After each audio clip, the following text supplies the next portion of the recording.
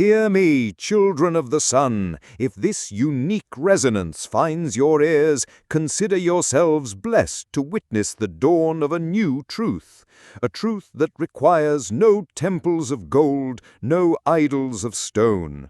You are tuned into the Hymn to the Aten, broadcasting live, or more accurately, decreeing live, from my glorious city of Aten in the year of our Lord 1353 BCE. I am Akhenaten, Pharaoh of Upper and Lower Egypt, and if the sheer impossible audacity of this trans-dimensional broadcast from a moment when one god replaces 1,000 doesn't compel you to immediately smash that subscribe button and commit to true enlightenment, then frankly, your spirit is as dusty as the old temples. Do it now, before the priests of Amun put a curse on your receiver. And tell me, if this peculiar connection holds, from what strange, un-Aten-worshipping corner of your world are you listening?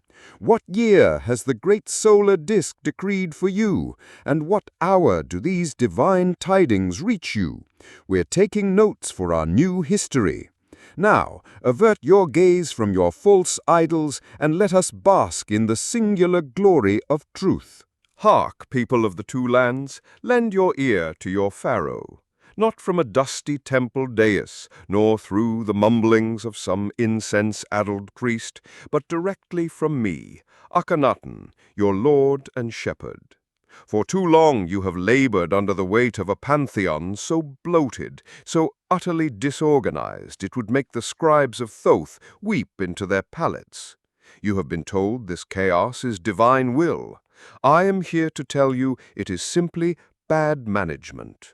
We are gathered, you and I, in this grand new era, around the year 1353 before the Common Era, to sweep away the cobwebs from the heavens and let the true light shine. For generations you have bowed to a veritable menagerie of gods, Amun, the so-called king of gods, whose priests grew fat on your offerings, while he remained conveniently hidden.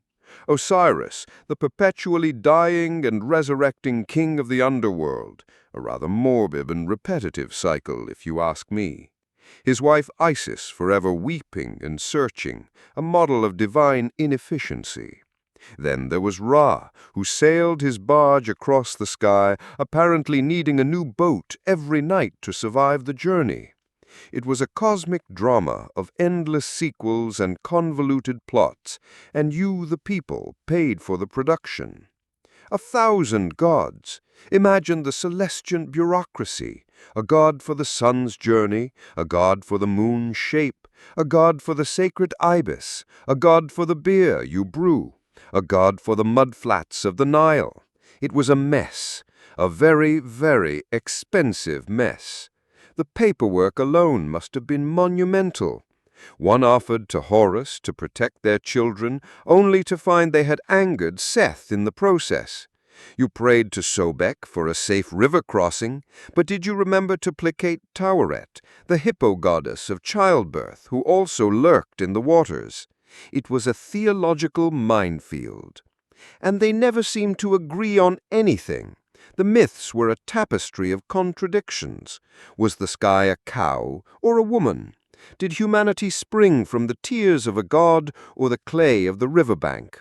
The priests would offer convoluted explanations, which usually translated to more offerings being required to appease everyone involved. It was a system designed not for your salvation, but for their employment. A divine protection racket where the enforcers were constantly fighting amongst themselves. This wasn't piety, it was pandemonium. I looked upon this cluttered spiritual landscape, this divine marketplace of competing deities, and I felt a profound sense of administrative fatigue. The endless prayers, the sacrifices of perfectly good livestock, the labyrinthine rituals designed to appease a board of directors in the sky, it was unsustainable. How could an empire as magnificent as ours, as eternal as the Black Land itself, operate under such a disorganized celestial charter? It was time for a change, a radical top-down restructuring. So I decided it was time for a consolidation, a divine merger, if you will. Why plead with a dozen minor functionaries when you can appeal directly to the chief executive? Why offer a goat to the god of the west wind and a goose to the goddess of the eastern sunrise when one singular, all-encompassing power governs all? There is one true light, one source of all life, one creative force that illuminates our world. Not a committee of bickering, animal-headed deities, but a single, pure, radiant entity. This entity is the Aten, the glorious disk of the sun. It is not a man, nor a beast. It has no need for smoky temples or bloody altars. Its temple is the sky. Its offering is the warmth it gives freely to all. To the noble in his palace and the farmer in his field, to the Egyptian and the Nubian alike. It is simple, it is elegant, it is efficient. The Aten does not demand your endless supplication. It simply asks for your understanding and your gratitude. It is the ultimate truth, stripped of all the mythic clutter and priestly greed. If this glimpse into glorious, streamlined bureaucracy and simplified worship illuminates your soul, then you must not let this broadcast fade into the desert silence. This is but the first decree in a new age of clarity. There are more truths to unveil, more old dogmas to dismantle. To ensure you receive every edict from your Pharaoh, to be part of this great spiritual revolution, you must act. Strike the subscription button with the force of a striking cobra and activate all notifications. Do not be left behind in the dusty annals of the past. Subscribe now and bask in the eternal light of reason with us. Hark, my people, your Pharaoh speaks. Let the silence of the desert itself be your temple, and let my voice be the only sermon you require. We stand together in a new dawn, around the year 1353 before the Common Era, and I have found it necessary to once again address the lingering shadows of the past. The whispers from the old dark temples of Thebes still echo in the minds of the weak, promoting a faith of fear, clutter, and endless, exhausting ritual. They speak of 100 gods. I am here to speak of one truth. For centuries you were taught to fear a pantheon of squabbling deities, a dysfunctional family of divine beings who seemed to spend more time plotting against each other than governing the cosmos with any sense of order. You built them temples of stone and gold, monuments to their chaotic whims. You offered them the best of your grain, the finest of your cattle, the fattest of your geese. And for what? For contradictory myths and the hollow promises of priests whose hands were forever open, palms up. Think of the sheer inefficiency of it all. You would pray to Horus for protection, only to worry you had not adequately appeased his perpetually furious uncle Seth. You would make an offering to Thoth for wisdom, then have to sacrifice to Hathor so she wouldn't sour your beer in a fit of pique. It was a divine balancing act, a tightrope walk over a pit of godly tempers, and the only ones who truly benefited were the ones holding the safety net, the priests growing rich on your anxieties. This system was not built for your enlightenment. It was designed for your subjugation. It kept you small, fearful, and perpetually in debt to a priestly class that claimed to be the sole interpreters of this divine chaos. They were the gatekeepers to 1,000 different gates, each requiring a separate toll. They thrived on complexity, on whispered secrets and rituals so convoluted no ordinary man or woman could ever hope to perform them correctly without their paid assistance. I walked through these grand temples, these monuments to confusion. I saw the statues, a woman with the head of a lioness, a man with the head of a jackal, another with the head of a falcon. While I appreciate a certain artistic flair, this was absurd. Did the universe truly spring from such a chaotic menagerie? Was the order of the seasons, the rising of the Nile, the very breath in our lungs governed by beings who couldn't even decide on a consistent physical form? It was an insult to intelligence. The old stories were no better. One myth claimed humanity was born from the tears of Ra. Another said we were sculpted from clay by Khnum, the ram-headed potter god. Which was it? Did it matter? The priests would tell you both were true in their own way, a mystical paradox that conveniently required more study and thus more donations to their temples. It was a faith built on and rather than either-or, a recipe for endless complication.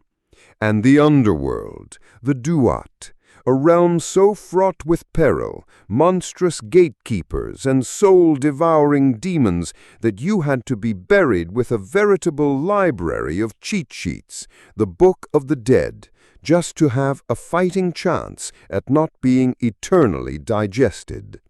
Even in death, they sold you a complex, bureaucratic nightmare. Your heart was weighed against a feather, a final judgment in a system that had judged you unfairly your entire life. My revelation did not come from a whispering oracle or a dream of a two-headed baboon. It came from observation. It came from looking up. I felt the warmth on my skin. I saw the light that nourished the crops and allowed the lotus to bloom. I saw the one undeniable, universal force that governed everything, every day, without fail. It was there for all to see, not hidden in the smoky darkness of a sanctuary. It was the Aten, the great disk of the sun. It is the source, the single unifying power that requires no introduction, no convoluted family tree. The Aten does not need a wife to bicker with or a rebellious son to chase across the sky. The Aten is serene, constant, and absolute.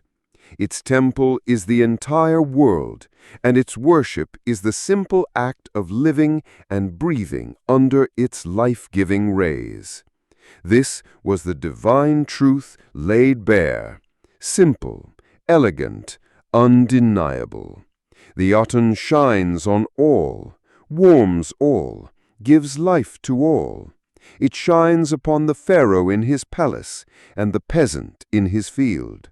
It gives life to the Egyptian, the Nubian, the Syrian. It does not discriminate. It does not demand blood. It does not hide its face behind a mask of gold or the head of an animal. It simply is. No more need for a god with a crocodile head, or a god with a jackal head, or a god with what can only be described as a chronically bad attitude. My revelation was, if nothing else, a triumph of simplicity, a grand cosmic decluttering. We swept away the pantheon like so much dust from a forgotten tomb. We exchanged 1,000 uncertainties for one glorious, radiant certainty. Think of the freedom in this. Your connection to the divine is now direct. You need no intermediary. You need not bribe a priest to speak to your God. You need only to step out into the sunlight. You need only to feel its warmth and understand that this is the source of all blessings. The Aten hears the praise in your heart. It has no need for the bleating of a sacrificial goat. The priests of Amun, of course, despise this. It has rendered them obsolete. Their power was built on a monopoly of secrets, and I have made the greatest secret of all, the nature of the divine, plain and public knowledge. They accuse me of heresy. I accuse them of extortion. They protected a system of spiritual confusion because it was profitable. I have established a system of clarity because it is true. We are building a new city for this new age, Aten, the horizon of the Aten. It is a city of light, with open courtyards and grand avenues, a place where the divine is not hidden away in dark chambers, but celebrated in the open air. There are no shadowy corners in Akhenaten, for there are no secrets to keep. Our faith is as open and bright as the Aten itself. This new way is a relief. It is a burden lifted from your shoulders. No more memorizing the names of countless minor deities. No more anxiety about which offering pleases which god. There is one God, the Aten, and its gift is life. Your only duty is to live it with gratitude. I have streamlined your salvation. I have optimized your worship. I have freed your spirit from the bureaucratic nightmare of the old pantheon and connected you directly to the source. This is my gift to you, my gift to Egypt, a truth so pure, so simple, it is radical. And the priests of the old ways will tell you I am a heretic. They will say I have angered the gods. But I ask you, look around you. The sun still rises, the Nile still floods, the crops still grow. The only thing that has changed is that you are no longer required to pay a spiritual tax on these miracles. The only ones who are angry are the ones who have lost their commission. Do you see the beauty in this? The sheer unburdened elegance of one God, one truth, one light for all? It is a philosophy for a new enlightened age, an age I am leading you into. Gone are the days of cowering before beast-headed idols and their greedy minders. The truth of the Aten is not a mystery to be solved. It is a reality to be experienced. It is the heat on the back of your neck as you toil in the fields. It is the light that guides your way home at dusk. It is the force that awakens the world each morning. It is everywhere, and it is for everyone. This is the core of my teaching, the foundation upon which we... Hark, people of Kemet, your Pharaoh Akhenaten speaks once more from the city of light, Aten. In our previous broadcast, we basked in the glorious simplicity of the Aten. We cast off the suffocating weight of 1,000 gods and embraced the singular, life-giving truth of the sun disk. However, truth, much like the sun, casts long shadows, and in those shadows lurk the bitter, the disenfranchised, and the suddenly unemployed. Today we shall speak of those shadows. We shall speak of the pious conspiracy brewing in the old dark heart of Thebes. We shall speak of the priests of Amun. Before the dawn of our new era, around the year 1353 before your time, the priests of Amun-Ra were not merely men of faith, they were a kingdom unto themselves. They were the wealthiest corporation in all of Egypt, a sprawling enterprise with more land than any 10 nobles combined.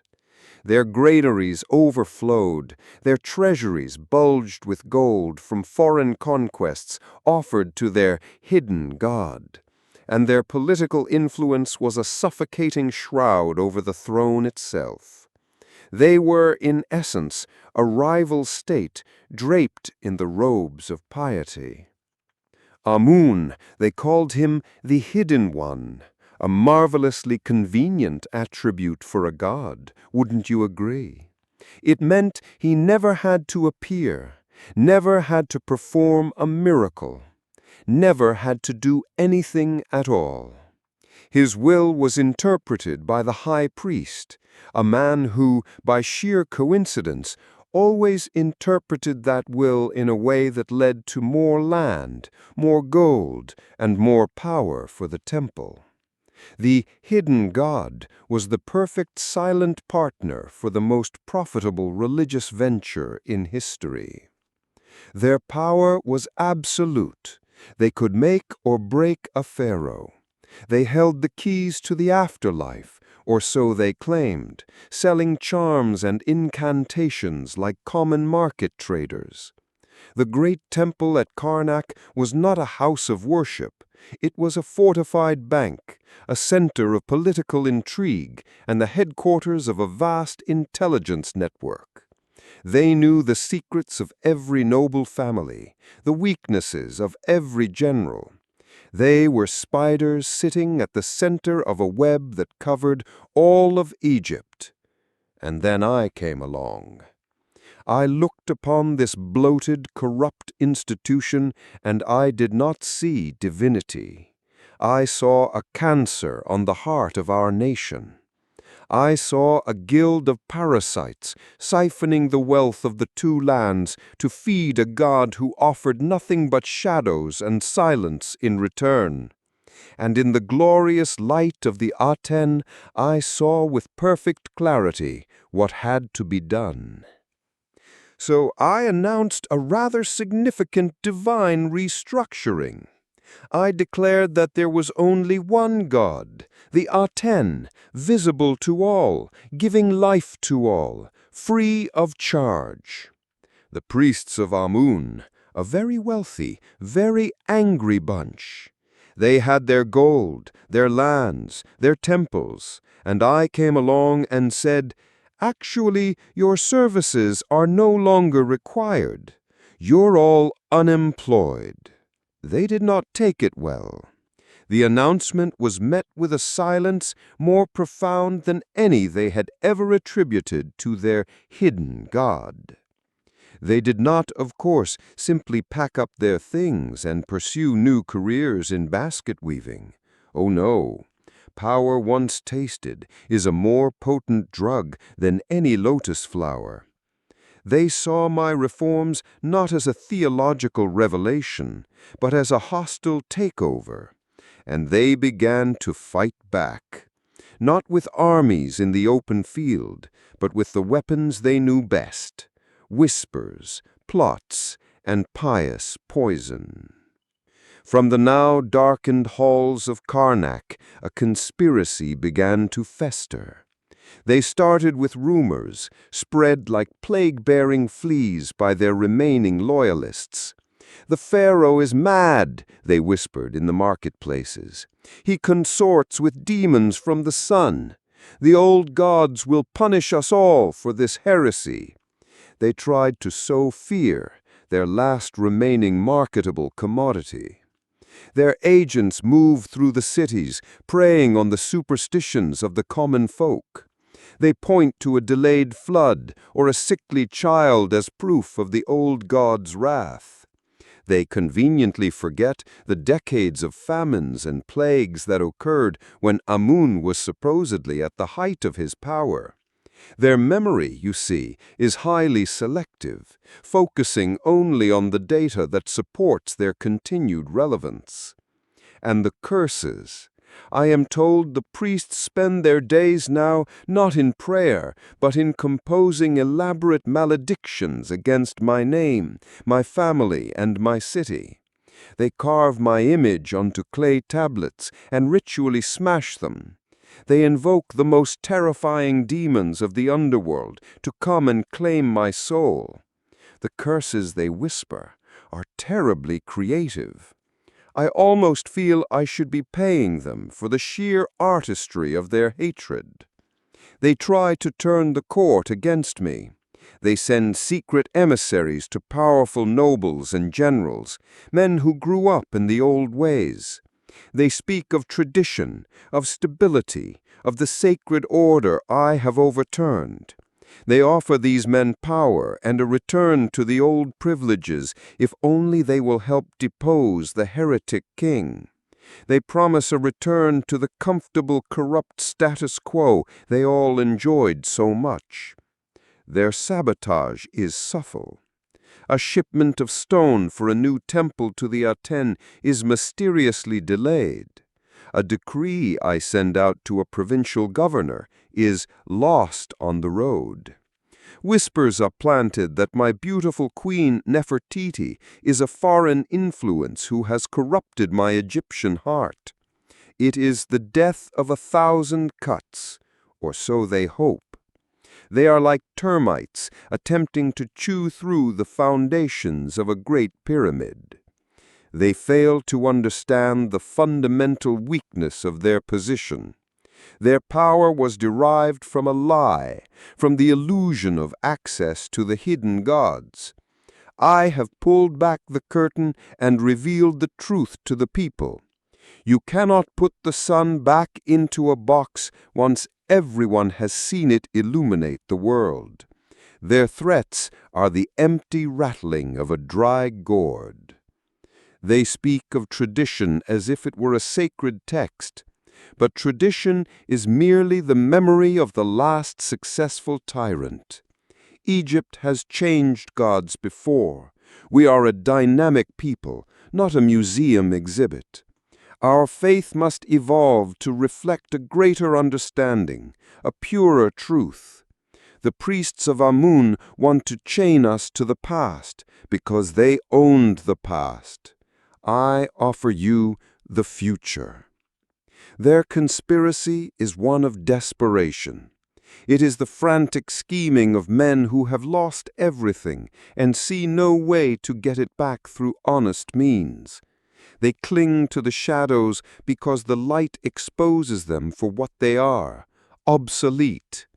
Their God is silent, hidden, and impotent. My God, the Aten, is present every day, warming your faces and nourishing your fields. Let them plot in their dark, empty temples. Let them whisper their creative curses into the uncaring wind. Their anger is merely the screeching of bats being driven from a cave at dawn. It is loud, it is unpleasant, but it is ultimately powerless against the coming of the light. I know their names, I know their plots. My eyes see everything under the Aten's light. Their conspiracy is not a threat, it is a theatrical performance for their own benefit. A tragedy in which they are the sole actors, playing to an empty house. Their anger cannot halt the rising of the sun.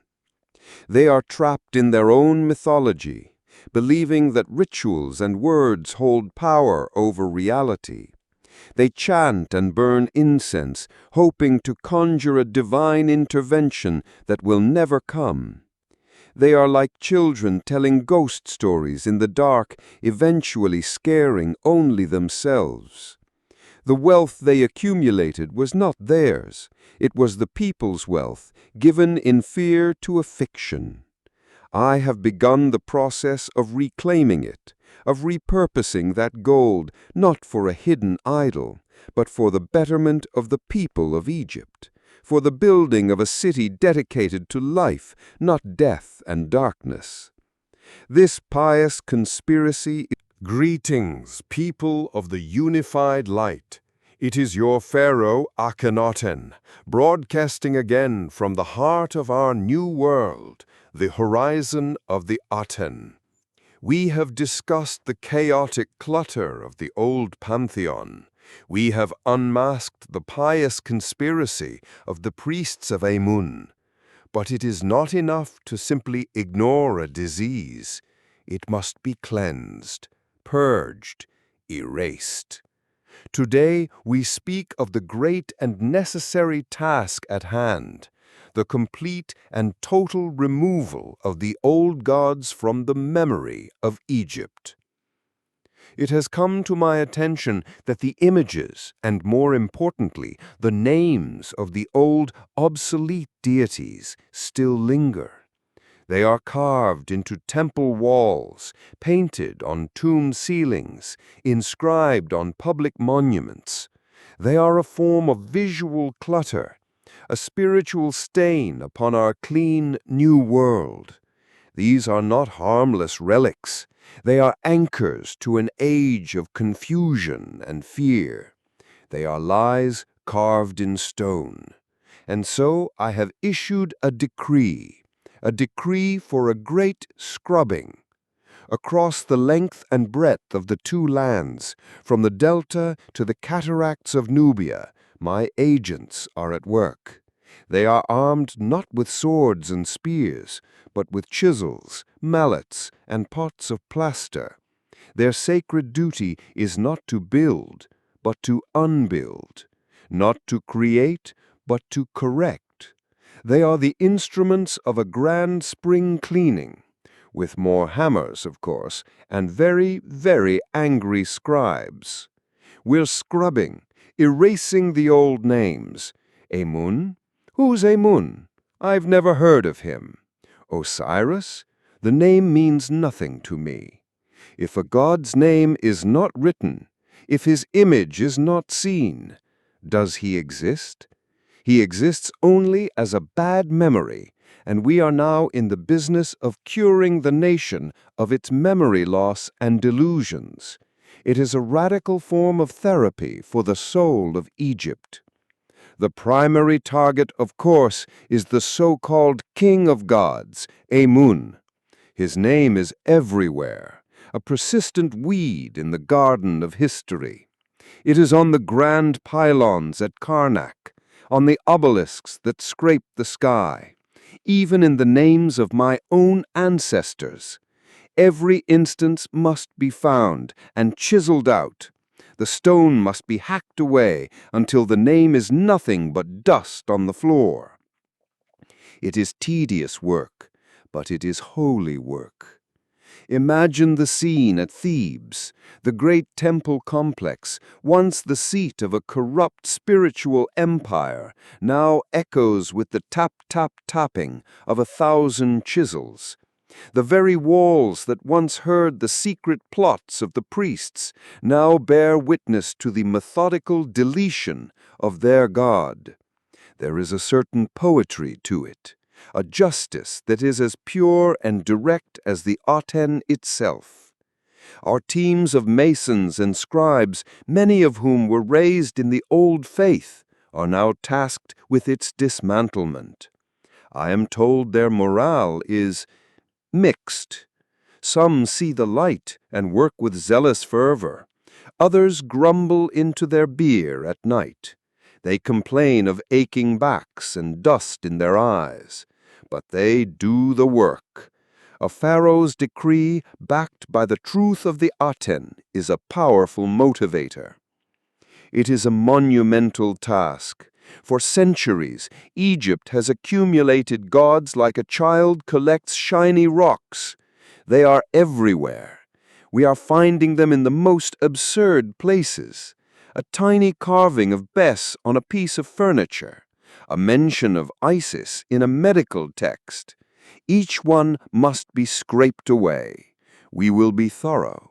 We will be relentless. We are deleting the divine. This is not an act of destruction, as the bitter priests would have you believe. It is an act of purification. You cannot build a new clean house on a foundation filled with rot and termites. You must first clear the site. We are clearing the spiritual ground of Egypt to make way for the single, glorious temple of the Aten, which is the world itself. Some have called this barbaric.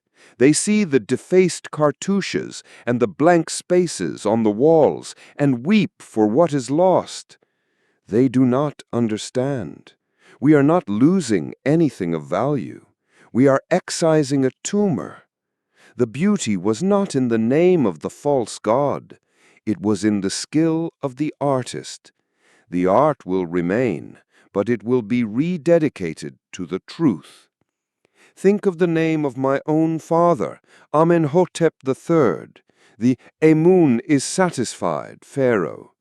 A fine man, a great builder, but saddled with a name that pays homage to a fiction. Even his sacred name must be corrected. His divine father was not Amun, it was the Aten. History itself must be revised to reflect this fundamental truth. The past is not immune to reform. The plural gods itself is now an offensive term. On many older inscriptions you will find this word. My scribes have been instructed to find every instance and chisel it out, replacing it with the singular God. If the context is specific to a false deity, the entire phrase is to be removed. It is a meticulous grammatical purification of our entire written culture. This campaign extends to the smallest personal items, the amulets of Taweret or Anubis that people wear for protection. Protection from what? From gods that do not exist? These are trinkets of superstition. They are to be surrendered and melted down. Your only protection is the life-giving light of the Aten, and it requires no charm, no idol. The old priests see this as the ultimate blasphemy. Their power resided in these names and images. Without them, they are just old men in strange hats. They whisper that no one has ever dared to do this. They are correct. It takes a vision, a certain divine clarity to see the necessity of such an act. It is not for the timid. They believed their gods were eternal, their names carved in stone to last for millions of years. It is a powerful lesson, is it not? Eternity is fragile. A block of granite is no match for a determined man with a good copper chisel and a heavy mallet. The supposed power of these gods crumbles into dust under the slightest pressure. It's almost disappointingly easy. We are creating a clean slate. A generation will be born that will never see the image of a man with the head of a jackal. They will never read the name Amun. The chaotic myths of the past will be to them what the babbling of a madman is to us now. Meaningless noise. They will be the first truly free generation in Egyptian history. This resistance is, of course, centered in Thebes. The old families, the disgraced priests, they try to hide artifacts. They whisper the old names in secret. They are like people trying to cup water in their hands, not realizing the river has already been diverted. Their efforts are futile. History is written by the victors, and I am rewriting it with a hammer and chisel. Let them hoard their little statues in secret rooms. Let them mourn their obliterated hieroglyphics. The tide of history has turned. The light of the Aten illuminates the entire land, and there are no shadows left for their fictions to hide in. The future of Egypt will be free of their visual and spiritual pollution. This is a war, but not of soldiers. It is a war of iconography, a battle for the very soul of Egypt, fought on the stone canvases of our temples and tombs. And it is a war we are winning, one chiseled-out name at a time. The silence being carved into the walls is the sound of our victory. Do not be alarmed when you see the workers on the scaffolds chipping away at the past. Do not see it as desecration. See it as sanitation. See it as the necessary, if messy, process of healing a nation from a long and debilitating illness of the spirit. The scribes and masons who perform this work are the true heroes of this new era. They are the editors of our national story, removing the fanciful characters and clarifying the plot. Their work will ensure that It is your Pharaoh Akhenaten, and I greet you with the pure light of the Aten. I speak to you today not from the crowded, history-choked streets of Thebes or the ancient avenues of Memphis. I speak to you from the future. I speak to you from the city I have raised from the desert floor, a testament to truth, built of stone and light. I speak to you from my glorious city, Aten, the horizon of the Aten. Why build a new city, you ask? Why abandon the capitals of our ancestors? Because they were compromised. Every temple was a monument to a lie.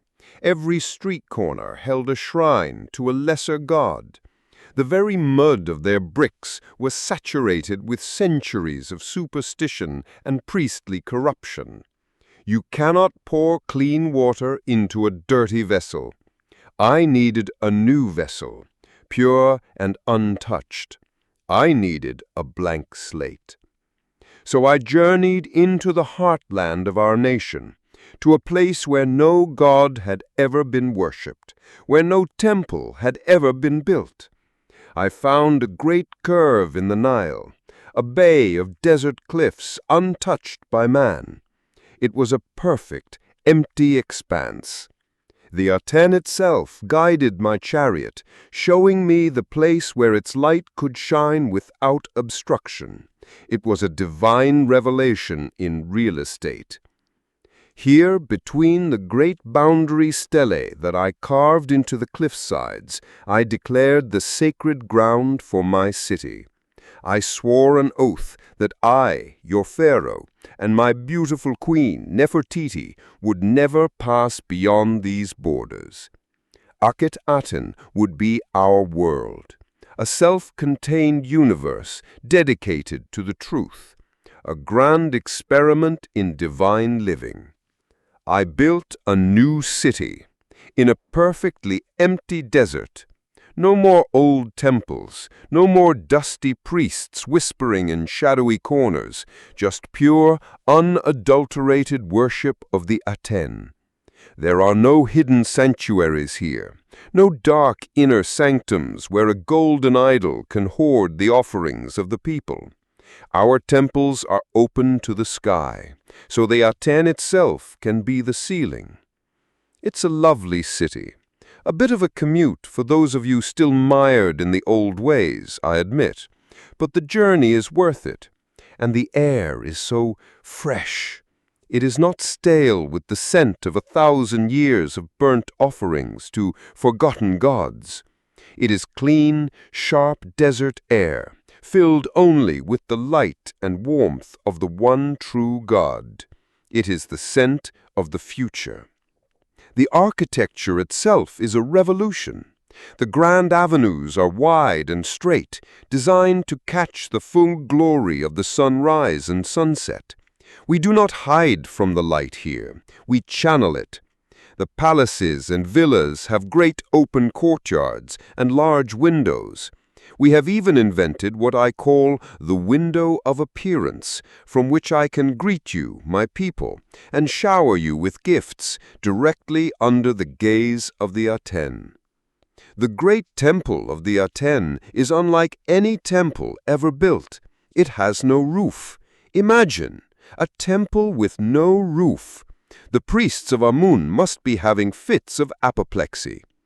Its entrance leads to a long series of open-air courts, each filled with hundreds of offering tables made of limestone. Here anyone can leave their offering of fruit and flowers directly to the Aten. There is no need for a priestly intermediary.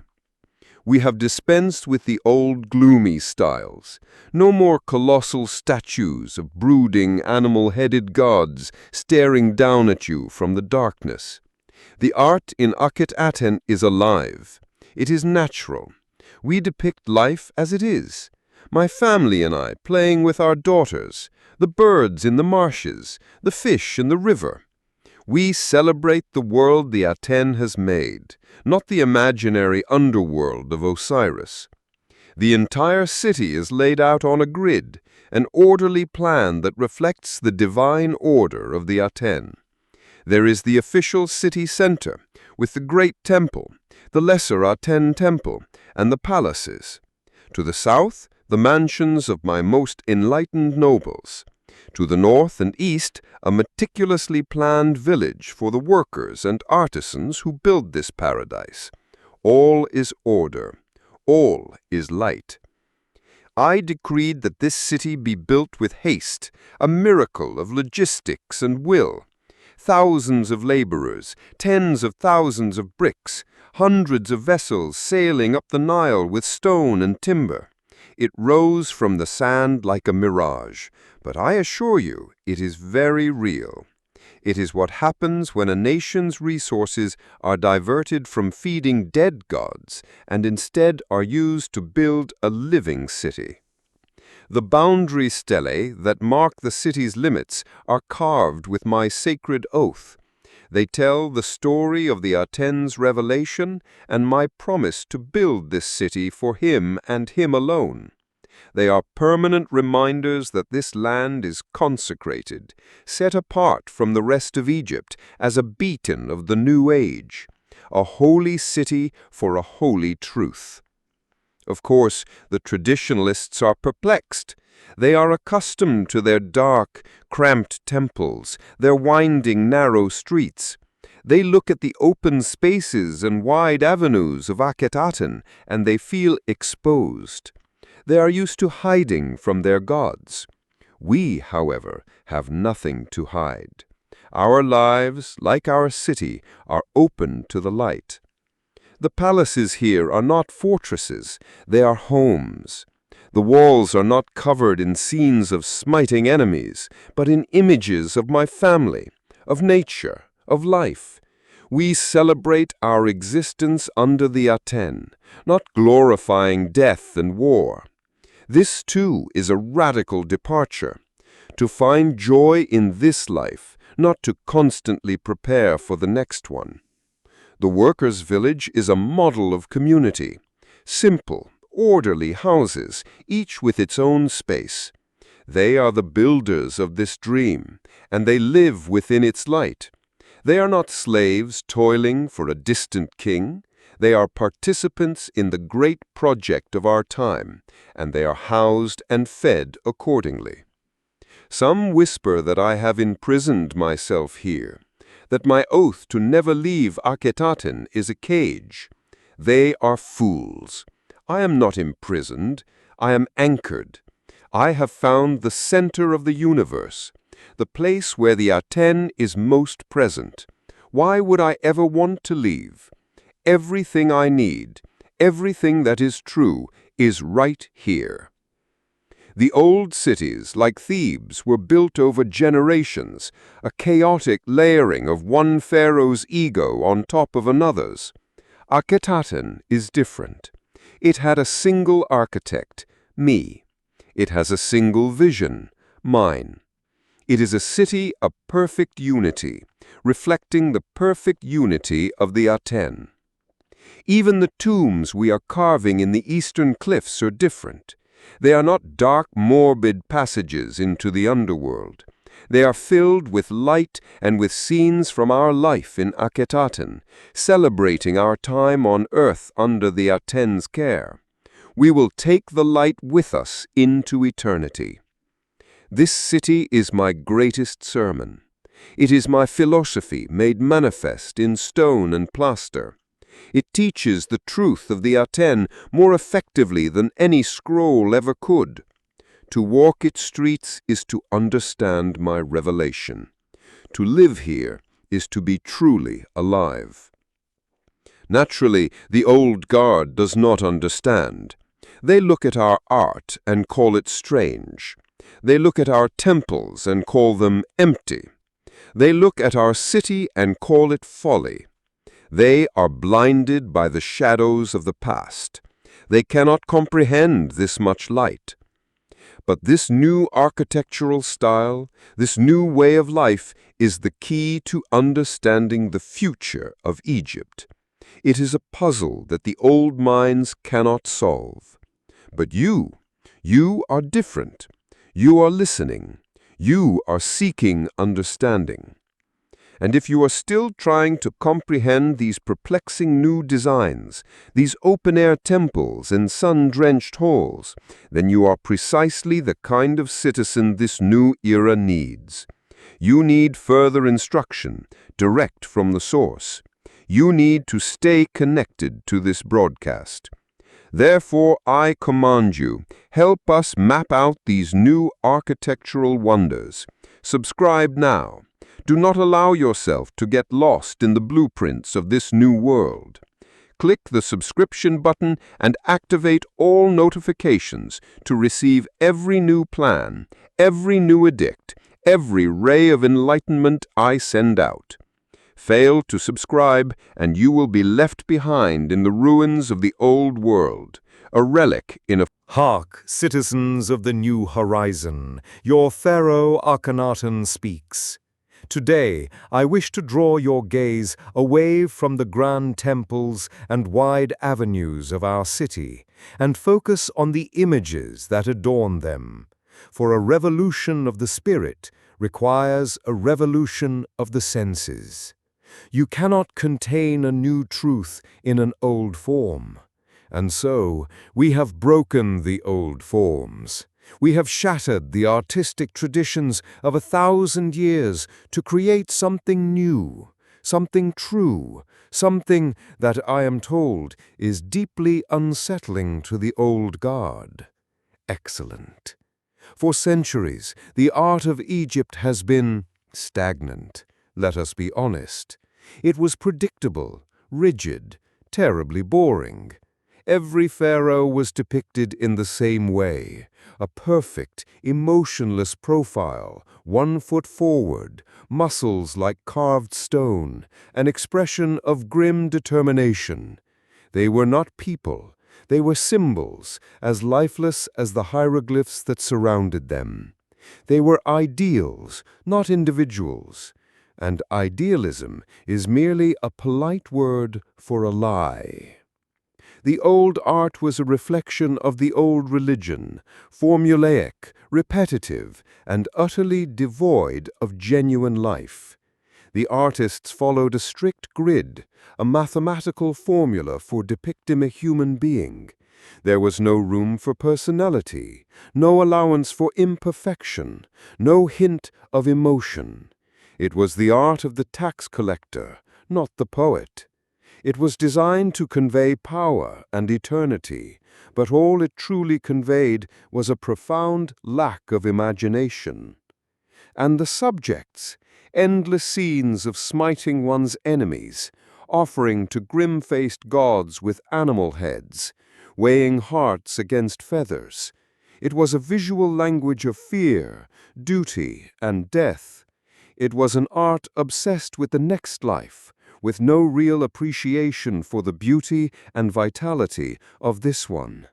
It was, in short, the perfect art for a people enslaved by a religion of darkness.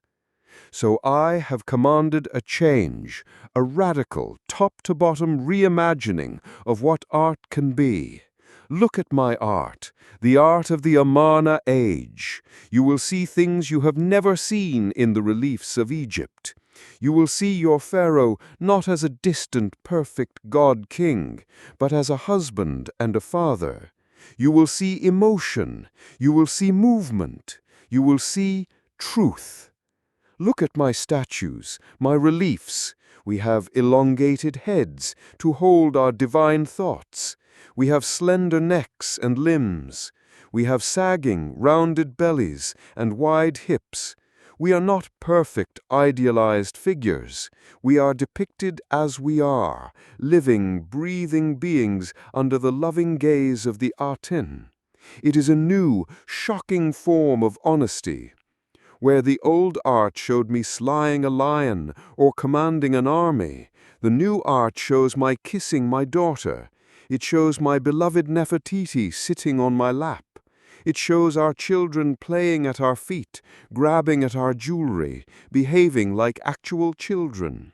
We are a family, and our love for each other is a form of worship to the Aten, who is the source of all love. And look at how we are depicted with our God. The Aten is not a man with a hawk's head. It is the sun disk, and from it descend rays of light. And at the end of each ray, a tiny hand offering the Ankh, the symbol of life, directly to our nostrils. We have a real, emotional, and physical connection with our God.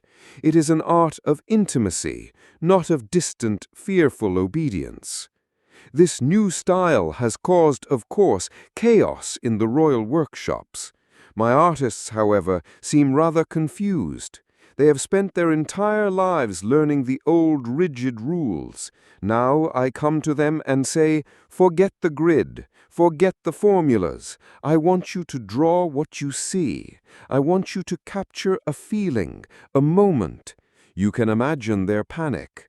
Their first attempts were interesting, a strange mix of the old and the new, a stiff pose with a rounded belly, an elongated head on a body that still looked like it was carved from a block. But they are learning, they are adapting, they're getting the hang of it, mostly.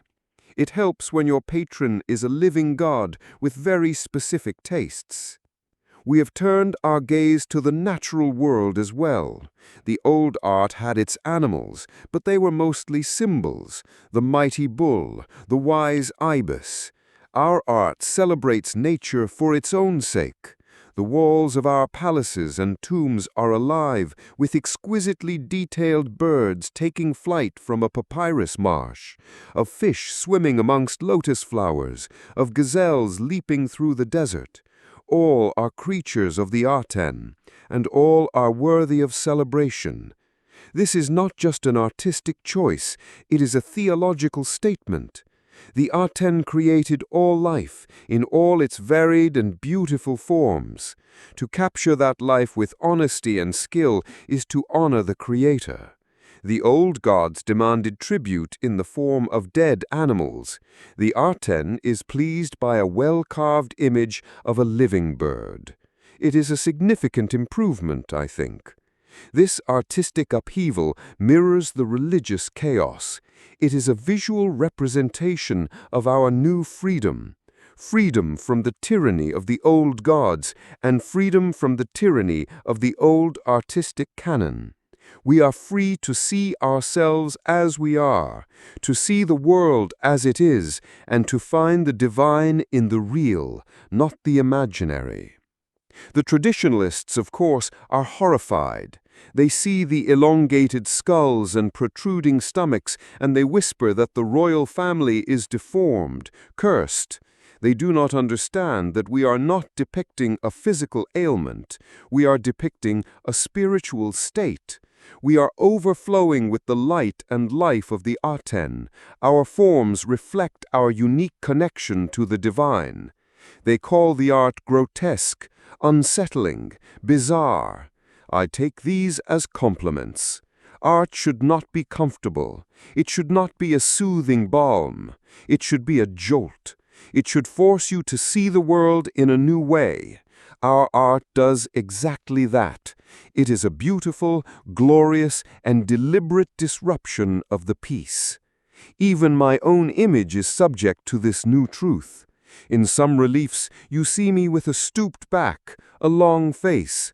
I am not the eternally youthful, impossibly handsome hero of the old monuments. I am a man, a pharaoh, and a prophet, and I bear the burdens of all three. This is a truth the old art was incapable of telling. The skill of the artists has not diminished, it has been unleashed.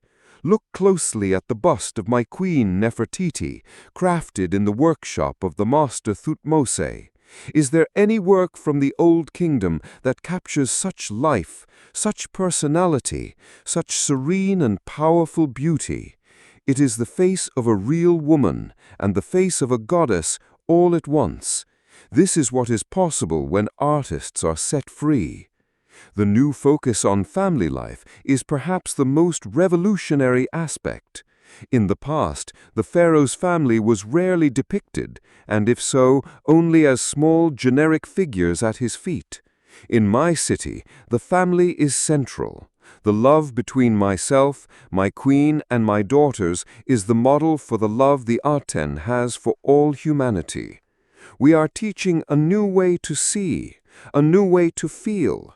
The gentle touch of a hand, a shared glance, a child's playful grin, these are the moments that hold divine truth, not the smiting of enemies or the disemboweling of sacrificial animals. The priests of Amun must look at these images and tremble. They depict a world where they have no place, a world of direct connection between the king, his family, the people, and their God. A world where love, not fear, is the primary religious emotion. The art is not just a new style, it is a weapon in our holy war. So, when you see these strange, beautiful, and unsettling images, do not be confused, do not be alarmed. You are witnessing the birth of a new vision of humanity. You are seeing the truth of our age rendered in stone and paint. It is the art of the living for the living. It is an acquired taste, I will admit. It requires an open mind, a sophisticated eye, and a willingness to abandon the comfortable and the familiar. It is not for everyone, but it is for us. It is for the people of the Aten. Are you finding this new style delightfully bizarre? Are you intrigued by these strange figures and the radical ideas they represent? Does this artistic chaos excite you? If so, your mind is open. You are ready for the new age, but there is so much more to see. Hark, my cherished people, those who have turned their faces to the light. It is your Pharaoh Akhenaten, your sole conduit to the divine. We have spoken of the celestial truth of the Aten, the fall of the priests, the erasure of the old lies, the building of our new city, and the revolution in our art. But today I wish to speak of the very heart of our new world, the living, breathing proof of the Aten's love. I wish to speak about my family. For centuries, the pharaoh was a distant icon, a golden mask, a remote figure on a throne, unsmiling, untouched, alone.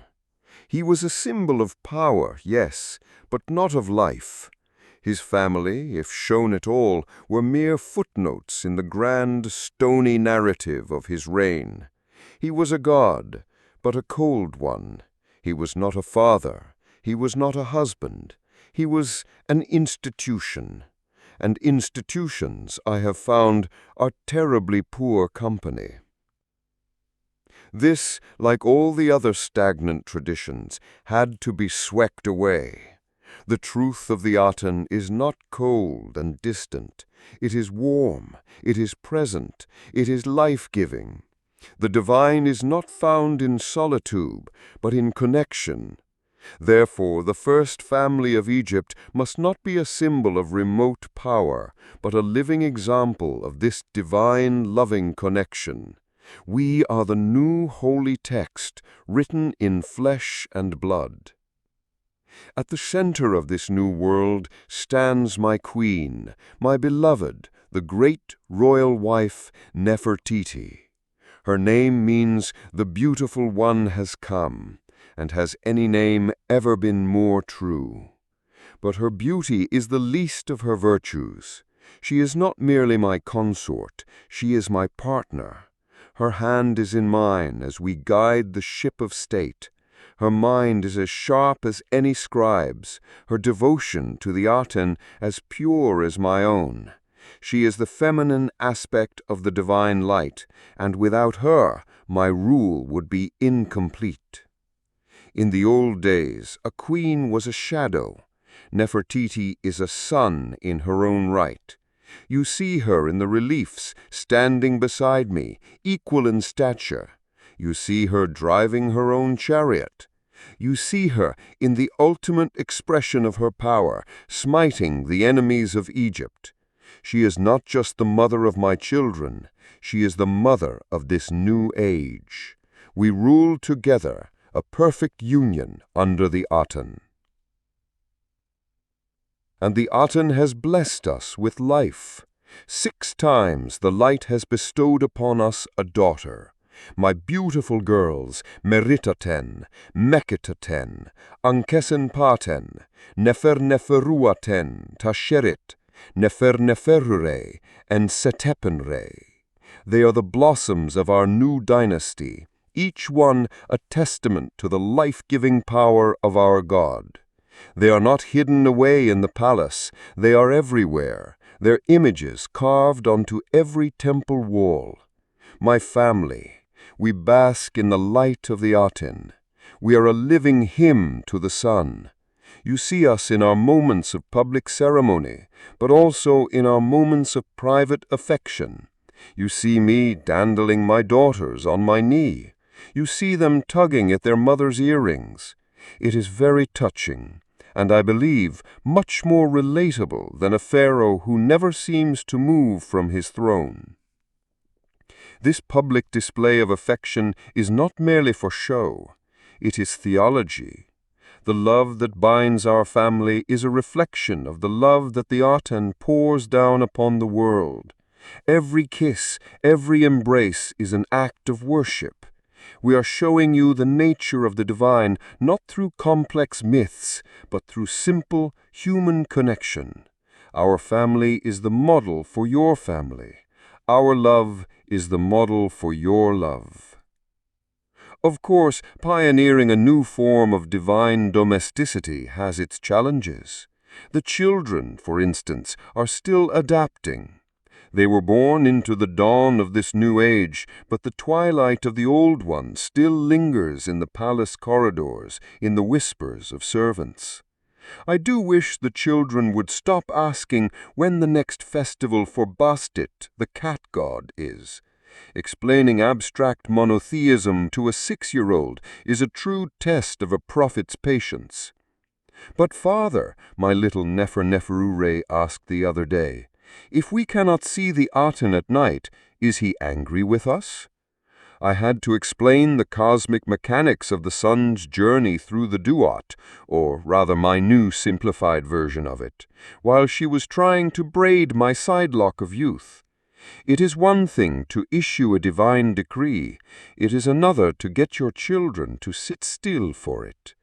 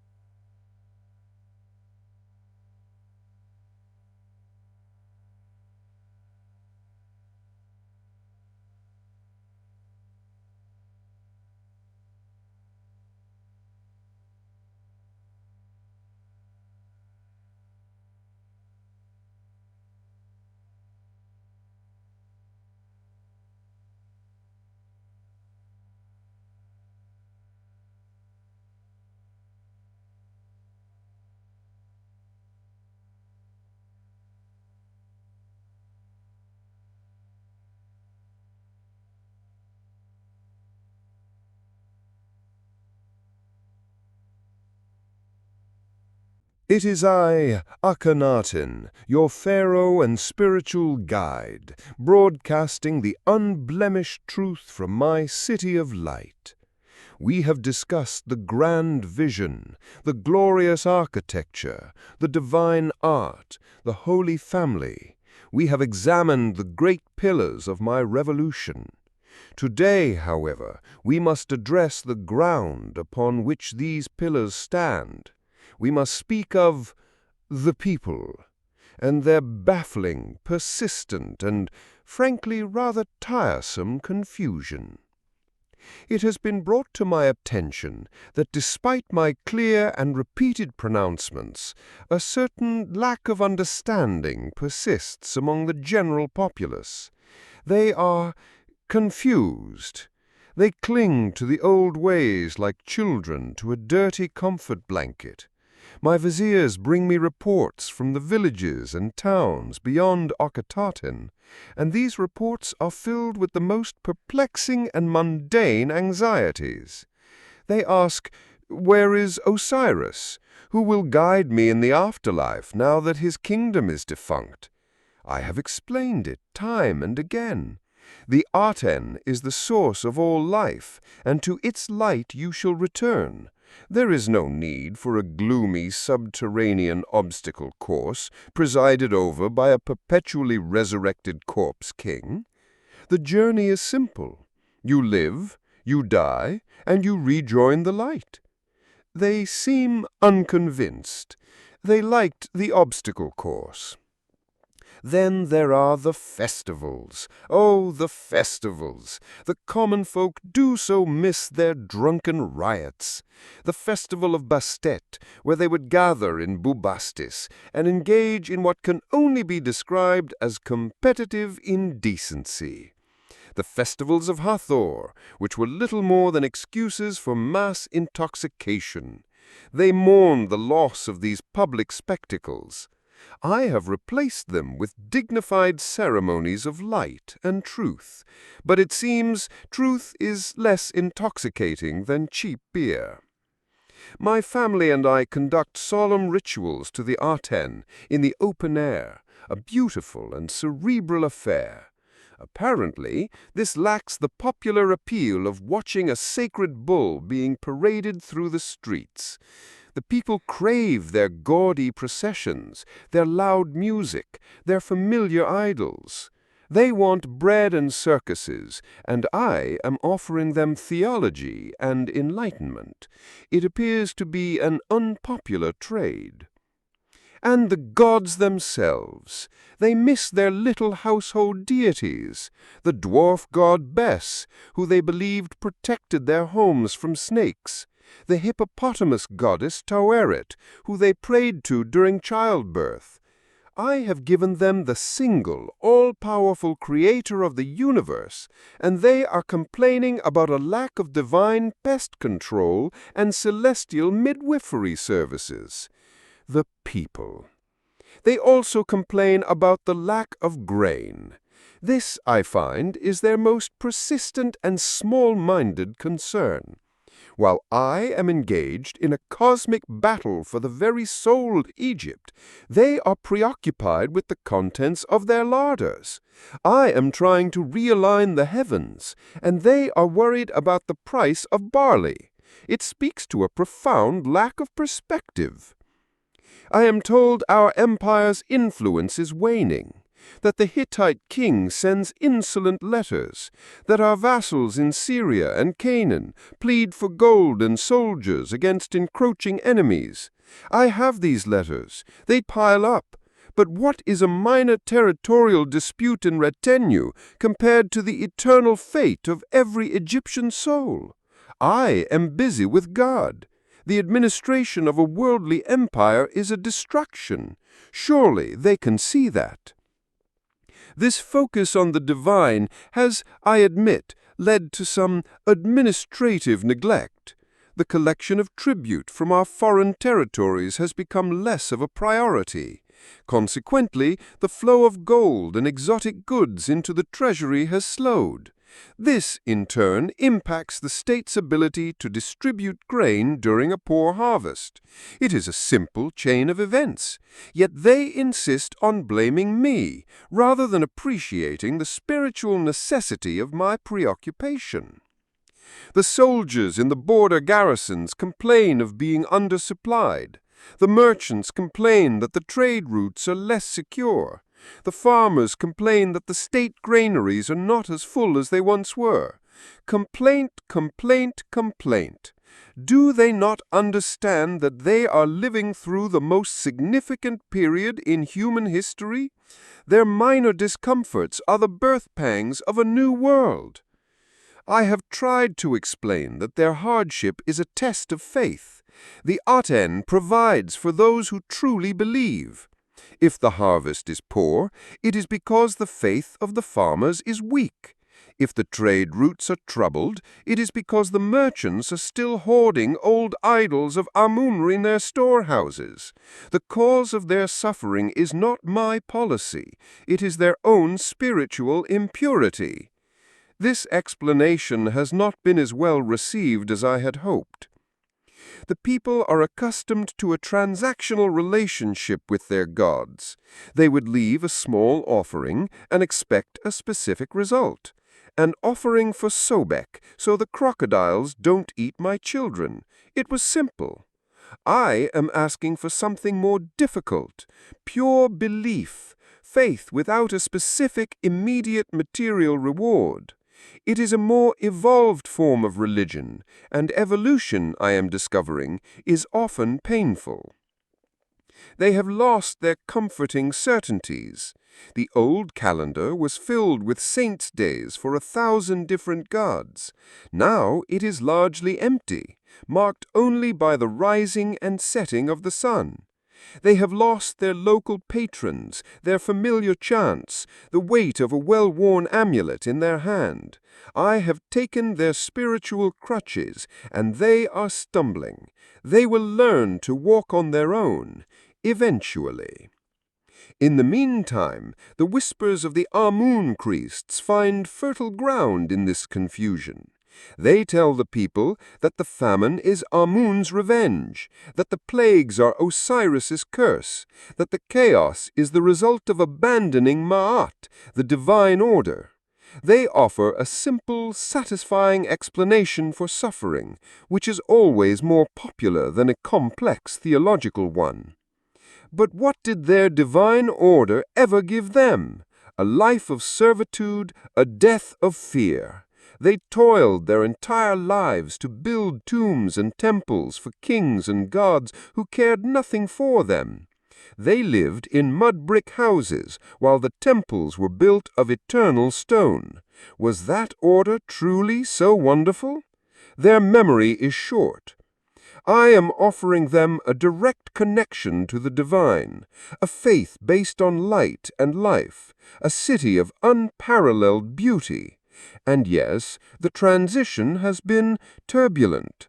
There have been logistical shortfalls. There have been spiritual growing pains. But anything worth having requires sacrifice. I have sacrificed the comfort of tradition. They must sacrifice their attachment to full bellies and imaginary hippo-goddesses. It seems a fair trade. I am not blind to their suffering. From the window of appearance in my palace, I can see their faces. I see the worry. I see the hunger. But I also see the potential. Behind the confusion is a soul waiting to be filled with the pure light of the Aten. I am merely emptying the vessel first. It is a noisy, messy process. They must understand that their individual lives are but single threads in the grand tapestry I am weaving. A few frayed threads are to be expected. The overall design is what matters, and it is a design of breathtaking beauty and divine truth. They will thank me for it one day.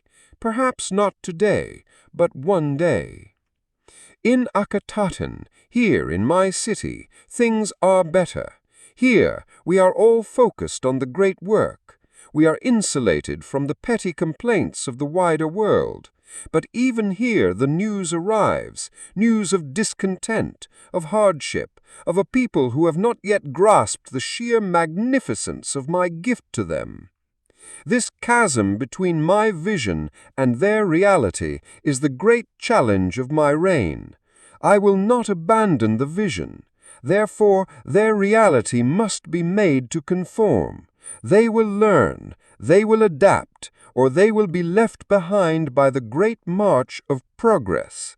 So, as you listen to this broadcast, you have a choice.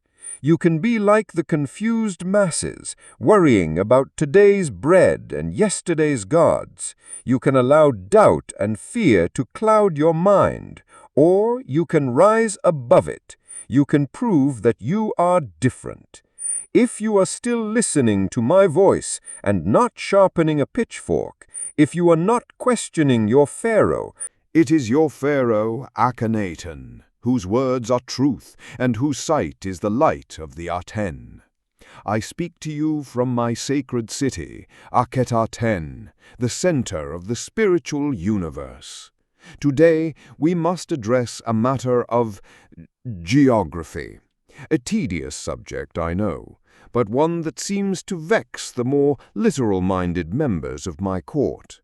We must speak of the lands beyond the Black Land, of our so-called empire, and the endless, tiresome correspondence it seems to generate. My father, may he rest in the Aten's light, left me a vast inheritance, not just the throne of Egypt, but a sprawling collection of territories. To the south, the gold-rich lands of Nubia. To the north, the cities of Syria and the ports of Canaan, all of them dutifully sending tribute, prostrating themselves before the might of the Pharaoh, and generally behaving as conquered peoples should. It was a well-oiled machine, I am told. The problem is, I have very little interest in mechanics. My true work, my divine calling, is not to be a landlord for a collection of squabbling city-states. It is to reform the very soul of mankind.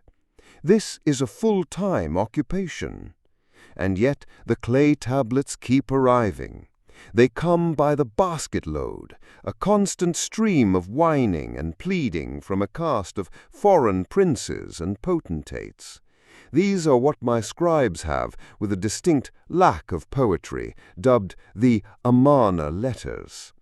The foreign princes. They send me letters, written in the clumsy Akkadian tongue, complaining about invaders. They complain about each other. They complain about a lack of gold. They complain that their neighbors have received more gold than them. Their entire world, it seems, revolves around threats, anxieties, and a desperate need for Egyptian bullion. It is all very worldly.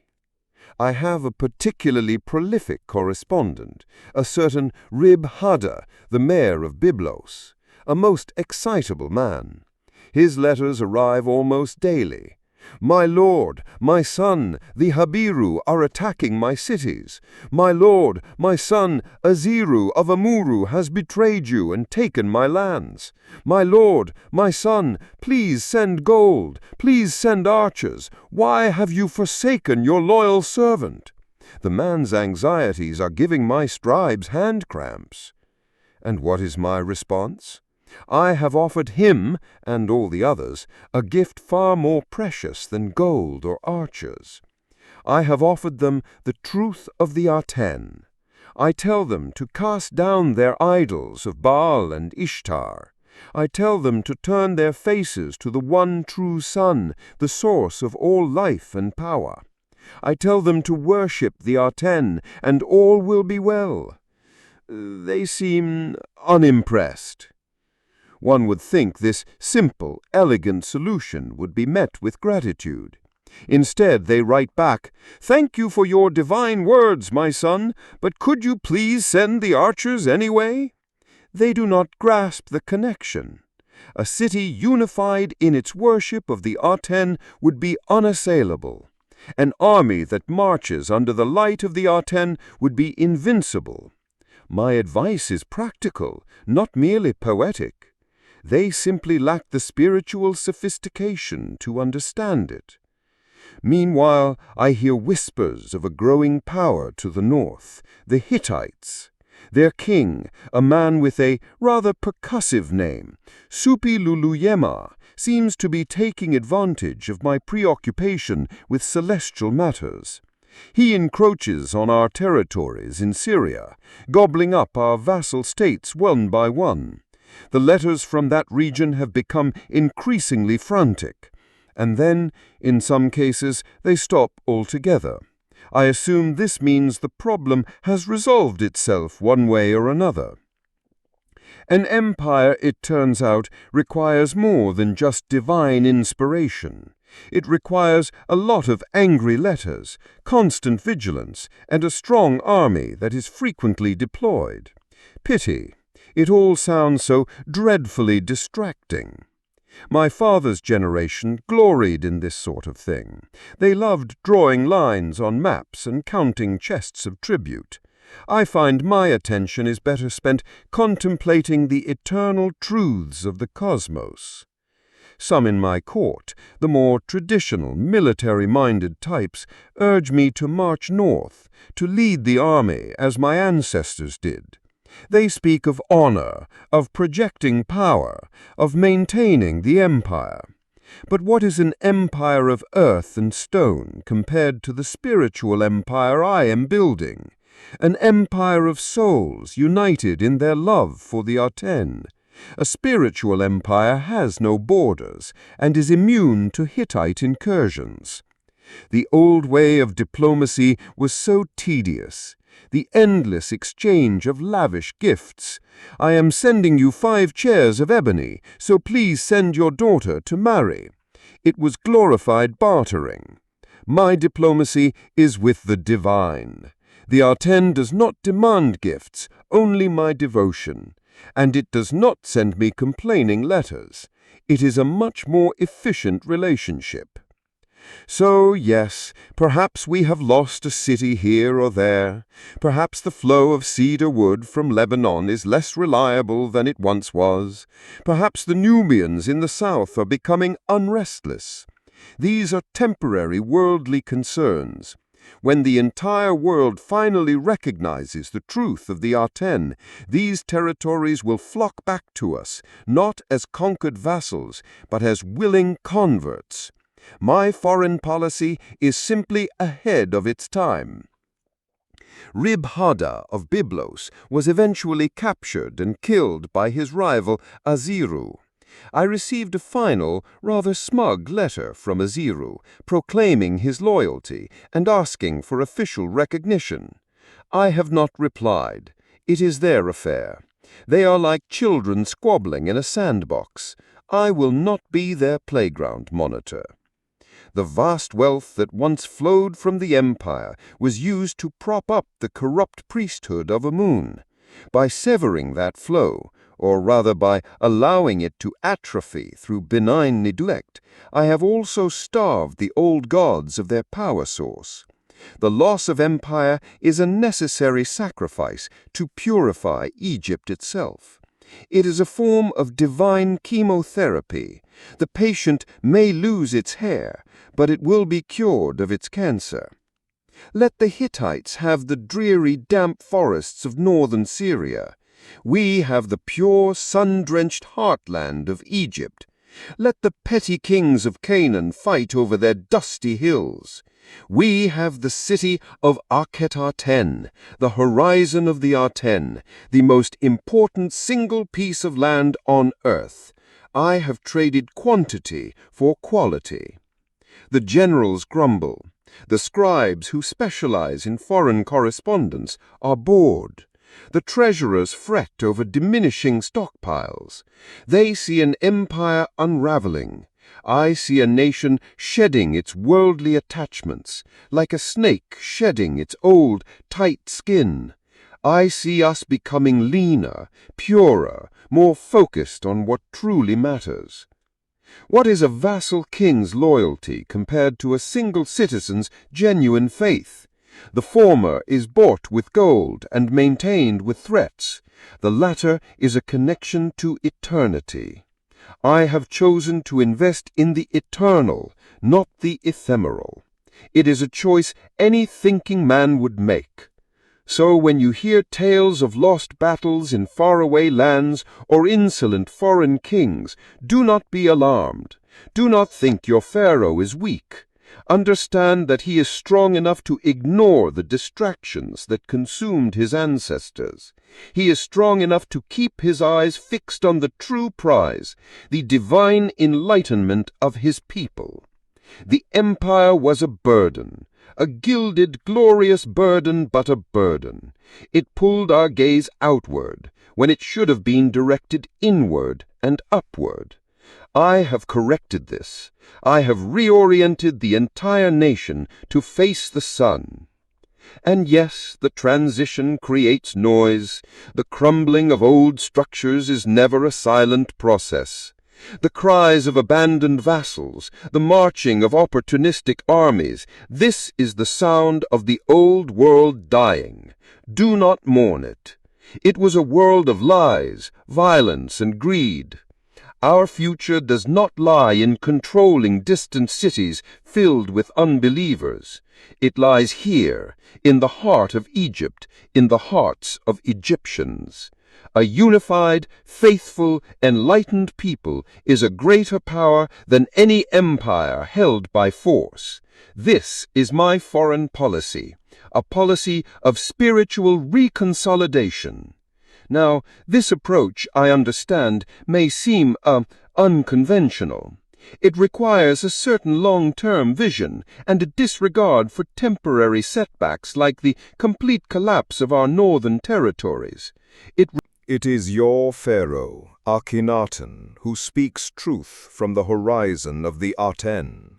I have illuminated for you the darkness of the past and revealed the pure, simple light of our new age. Yet even the brightest sun casts shadows, and in these shadows vermin scurries. Today we must discuss this vermin. We must speak of the covert counter-revolution, the pathetic but persistent plotting of the priests of the defunct god Amun. Do not be fooled. Though their temples are closed, though their god's name is chiseled from every surface, the priesthood itself has not simply evaporated. They walk among you. They have shaved their heads in accordance with my decrees. They bow their heads when the hymns to the Aten are sung. They pretend to follow my words, but in the shadows they whisper. Their hearts are still festering with the old poisons. In the back rooms of their sprawling villas in Thebes, in hidden cellars, they have constructed pathetic little shrines. A stolen statuette of Amun, a faded painting of Osiris. Here, by the light of a single tallow candle, they perform their old, empty rituals. They mutter the names of their 1,000 dead gods, hoping to conjure a power that has long since abandoned them. It is a sad, desperate theater of defiance. They wait, like a very patient, very wealthy serpent. They have buried much of their gold, hiding it from my officials. They use this hidden wealth to fuel their conspiracy, to buy loyalty, to spread dissension. They have been stripped of their official power, so now they deal in the currency of whispers, rumors, and secret handshakes. They have become a clandestine cult, worshipping their own resentment. I can feel their malice. It radiates from the south, from the old capital. It is a cold, damp energy that seeks to snuff out the warmth of the Aten. It's almost as strong as my divine truth. Almost. They believe their secrecy is their shield, but the light of the Aten penetrates all walls. I have eyes and ears everywhere. Their pathetic little plots are as transparent to me as the waters of the Nile. They have become masters of propaganda. Every misfortune that befalls Egypt is a weapon in their hands. Is the grain harvest meager? It is the revenge of Amun, they whisper. Has a foreign vassal state fallen to the Hittites? It is a sign that the old gods who guaranteed our empire have been angered. They twist the people's suffering, which I have already explained is a spiritual test, into a political indictment against me. Their primary targets are the pillars of the state they once controlled, the army first and foremost. The generals, men of simple minds and martial pride, are disgruntled. They miss the glory of foreign conquests, the parades, the endless spoils of war. The priests find fertile ground in their frustration. They flatter them, remind them of the old days, and suggest that a pharaoh focused on hymns is no pharaoh at all. They weave their webs of influence around the viziers and officials I have left in Thebes and Memphis to manage the old bureaucracy. They use ties of blood and marriage, old debts and promises of a restored future. They remind these men of the stability and predictability of the old ways. Under Amun, the granaries were always full, they lie. Under the old gods, the empire was secure. It is a slow, methodical poisoning. A word here, a bag of gold there, a secret meeting on a moonless night. They are attempting to build a coalition of the resentful, the fearful, and the ambitious. They believe that if they can gather enough of these disgruntled elements, they can challenge the light itself. It is a foolish, doomed ambition, but one they pursue with the single-mindedness of zealots. I am told they have a pharaoh in waiting, a candidate from a remote branch of the royal family, hidden away, ready to be installed once I am dealt with. They nurture this delusion, this belief that they can simply turn back time, reopen the temples, and return to their profitable darkness as if my entire reign were but a bad dream. Their greatest weapon is nostalgia. They paint the past not as it was, corrupt, stagnant, and fearful, but as a golden age of prosperity and piety. They conveniently forget the famines, plagues, and endless wars that riddled the reigns of my ancestors. Their version of history is as fictional as their gods. But I allow their plotting to continue for now. Why? Because it serves a purpose. It separates the wheat from the chaff. It forces everyone to choose a side. Are you with the future, with the light, with your pharaoh? Or are you with the shadows, with the conspirators, with the bitter ghosts of the past? Their scheming clarifies the loyalties of all. I watch them. I know which general accepts their gold. I know which courtier attends their secret rites. I know which noble hoards icons of the old gods in his home. I let them think they are clever. I let them spin their webs. A spider is most vulnerable when it is at the center of its creation. Their continued existence is also a testament to my own mercy. A lesser pharaoh, a tyrant of the old model, would have them all rounded up and executed long ago. But I am not a butcher. I am a teacher. And the final, most important lesson for these priests is that of their utter futility. I will let them exhaust themselves with their own hatred. They fundamentally misunderstand the nature of my revolution.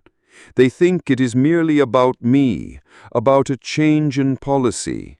They believe if they remove me, the old order will snap back into place. They fail to grasp that I have changed the very consciousness of Egypt. I have planted the seed of the Aten's light in the hearts of the people, and it cannot be uprooted. Their covert war is, in essence, a war against reality.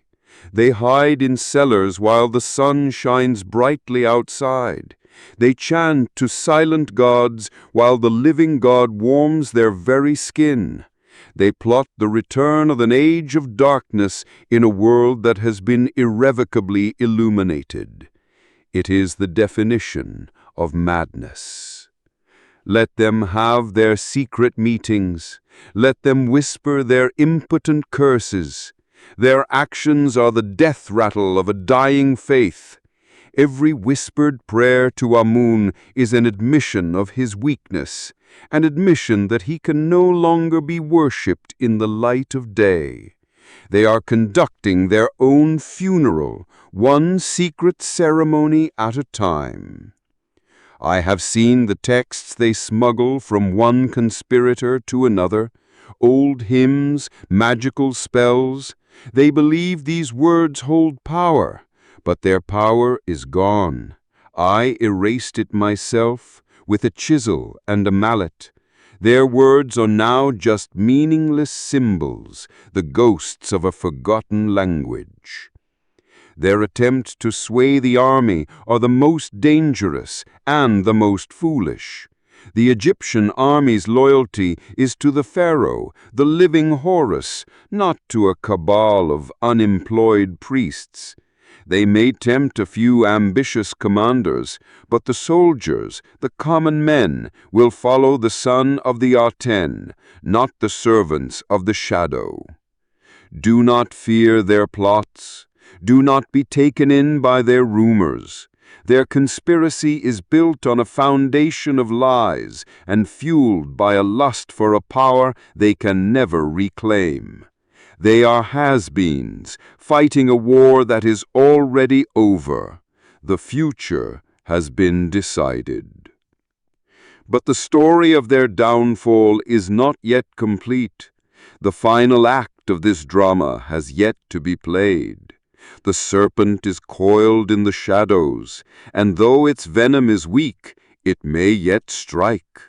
The political intrigue, I must admit, has a certain grim appeal. If you find this ongoing tale of pious plots and holy espionage, Hark, you few who still listen, you final faithful remnants. It is your Pharaoh, Akhenaten, broadcasting from the city of the sun, now bathed in the long shadows of twilight. The air here in Akhetaten grows thin. The light, once so sharp and absolute, has softened into a deep, bruised orange. There is a finality to it, a grand, dramatic beauty. One must appreciate the aesthetics of a denouement. My reign, it is approaching its end. The whispers from the outside world have grown louder now, have they not? They seep even into this sacred space, like sand under a poorly sealed door. From the common folk, one word, chanted with the dull persistence of a ritual drum, Amun, Amun, Amun. They cry out for their hidden God, for the comfortable darkness he provided. From my own courtiers, another word, spoken with false deference, tradition. They plead for a return to the familiar, the predictable, the profitable. It seems the truth I offered was too bright, too pure. Humanity, I have learned, prefers a shaded truth, a negotiated reality. I gave them the sun, and they have scurried back into their caves, complaining that it hurts their eyes. I offered them enlightenment, and they have chosen the narcotic comfort of their old superstitions. It is disappointing, but not surprising.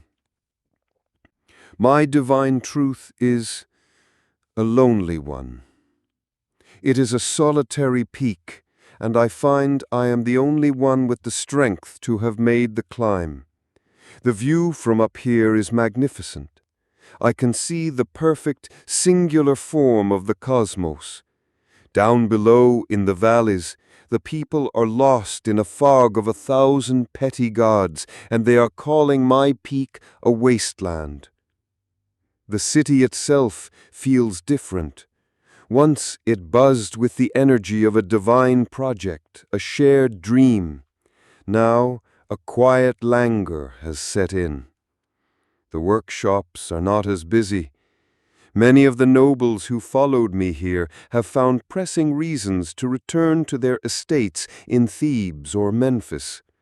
They send their apologies, of course, but I know what it is. They are placing their bets on the next sunrise, and they do not believe it will rise over Akhenaten. Even my own family, the living hymn to the Aten, has been touched by the growing shadows. My beautiful Nefertiti, the whispers say she is gone, that we are estranged. The truth is more complex, a matter for the gods, not for gossip. And my daughters, the Aten has gathered so many of them back into its light. The palace feels cavernous now, filled with the ghosts of their laughter. The cost of this revolution has been tallied in my own heart. I walk through the great temple, with its 1,000 offering tables open to the sky. Fewer of them are laden with flowers now. I can feel the tide of faith receding, leaving behind the dry, cracked mud of doubt. I, the son of the Aten, the sole voice of the Creator, have become a heretic in my own land. There is a grand, tragic irony in that. One I am sure the writers of history will enjoy should they deign to record my story truthfully, which they will not. The army barely listens to my commands. They are loyal to their generals, and their generals are listening to the priests of Amun. They are waiting for the sun to finally set on my reign. Then they will march, not against the Hittites, but against my city, against my memory. They will come to tear down the truth and rebuild the comfortable lies. I know what will happen when my last breath leaves this body. The priests will emerge from their holes like beetles after a flood. They will reopen the temples. They will recarve the name of Amun over the name of the Aten. They will smash my statues, deface my image, and teach the children that I was a madman, a criminal, the great heretic. They will try to erase me. They will pull down my city stone by stone and let the desert reclaim it. They will hunt down every inscription, every relief, every mention of my name and the name of my God. They will attempt to make it so the Amarna Period, my 17 years of glorious, painful truth, never happened at all. And they will largely succeed for a time. The people will welcome them. They will cheer the return of their animal-headed gods. They will celebrate the festivals of drunkenness and superstition. They will feel safe again in their gilded cage. Humanity, it seems, does not love its liberators. It fears them. I have neglected the empire, and it has crumbled. I have neglected the economy, and the people have gone hungry. I have neglected the traditions of my ancestors, and the court has turned against me. By every worldly measure, my reign has been a catastrophe. I am aware of this, but worldly measures are for lesser men. I was aiming for the eternal. Was I wrong? A foolish question. The truth cannot be wrong. The Aten shines, that is a fact, not a belief. My only error, perhaps, was in overestimating my people. I saw in them a potential for greatness, for enlightenment that they themselves did not wish to see. I tried to make them into gods, and they have chosen to remain children. So what is my legacy? A brief, blinding flash of light in a long dark night, a beautiful heresy, a warning perhaps that the truth is a dangerous gift and most are not worthy to receive it. My life's work will be buried in the sand, but the memory of the light will linger. A seed of doubt planted in the heart of the old faith that will never truly be uprooted. I do not fear my end. It is simply a transition, a rejoining with the light. I have lived my life in service to a magnificent truth. I have built a city more beautiful than any on earth. I have loved a queen more radiant than the moon. I have held the divine in my own two hands. Few men can say as much. A beautiful sunset, perhaps, but a sunset nonetheless. Very dramatic. The priests believe that by destroying my body and my monuments, they will destroy my soul. They still believe in such magical nonsense. My soul is not in my statues or my cartouches. It is in the very light of the sun they cannot extinguish. Every dawn will be a testament to my truth, whether they know it or not. I look out from my palace window now, over my quiet city. The sun is touching the western cliffs. The colors are magnificent, a blaze of gold and crimson. It is not an ending of despair. It is an ending of glory. This is how a story like mine should conclude, not with a whimper, but with a final, breathtaking burst of light. To you, the few who have listened to these broadcasts, who have followed my journey from glorious revolution to this solemn twilight, I have one final thing to say to you. The coming night will be long and dark. My enemies will try to silence my voice forever. They will tell you I was a monster. They will command you to forget me. Do not obey them. My memory is now in your hands. My truth is your secret treasure. Do not let them extinguish it. What I have told you, what you have learned, must be preserved. The grim lessons, the glorious failures, the beautiful, painful truth of it all. This is my final command to you, my true followers. Keep the lessons. Hark, my listeners, my last true believers. It is your Pharaoh Akhenaten speaking to you from the edge of eternity. The sun has set on my reign, and soon my voice will fall silent.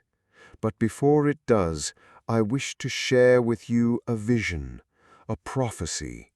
I wish to tell you with absolute certainty what will happen next.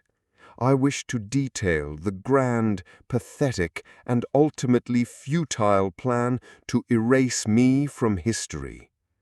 The moment my spirit rejoins the light of the Aten, the jackals will descend.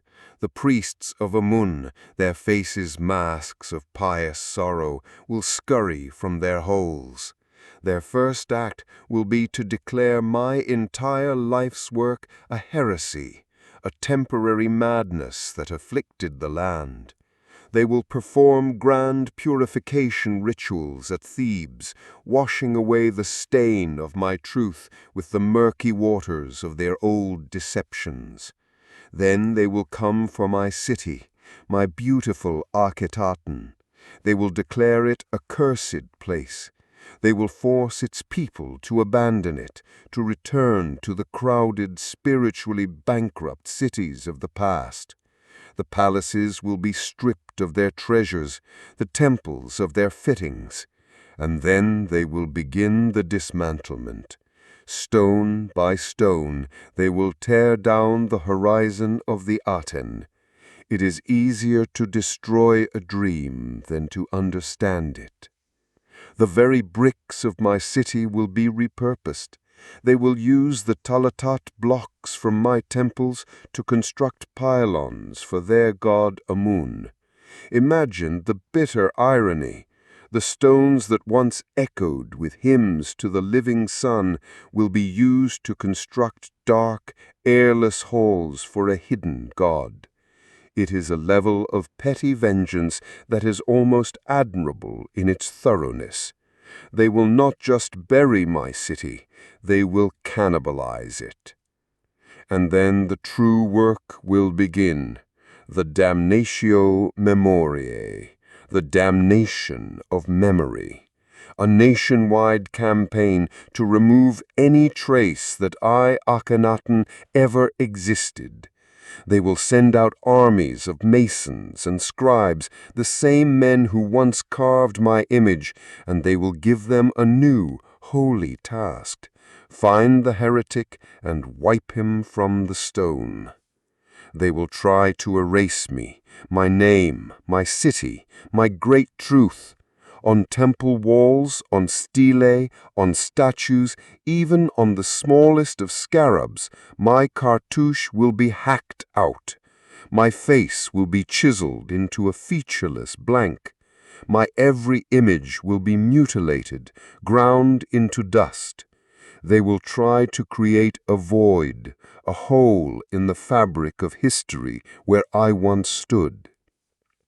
They will not speak my name.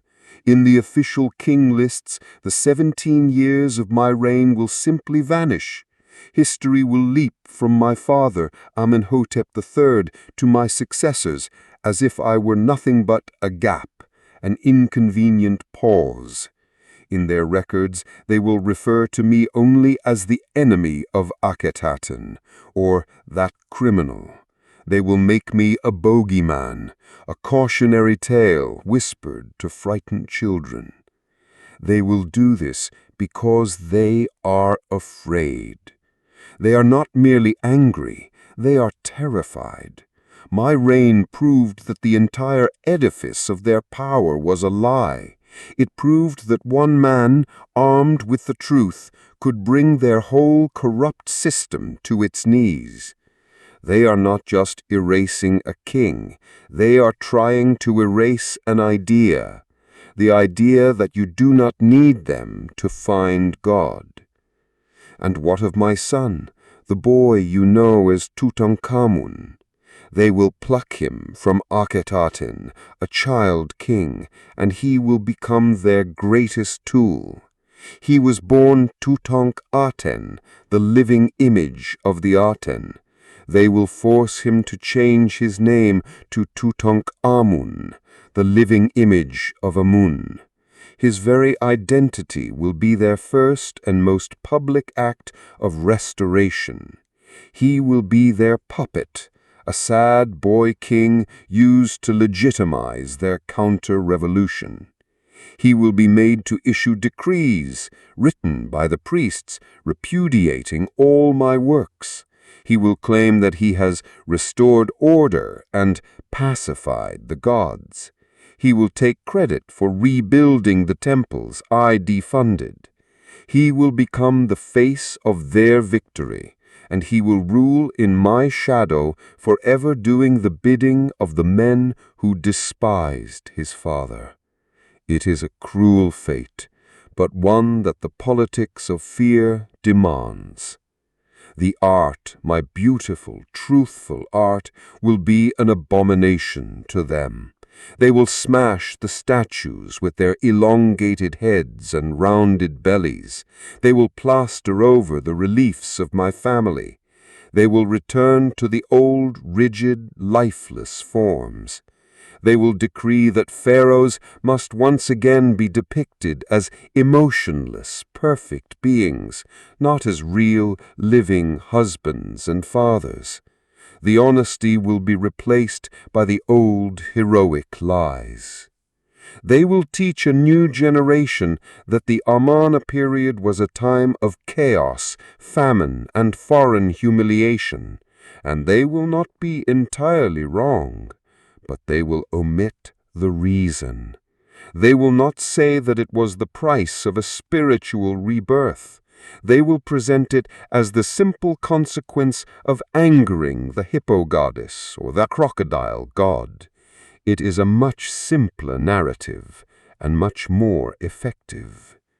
The world they rebuild will be a world of order, yes, but it will be the order of the cage, the order of ignorance.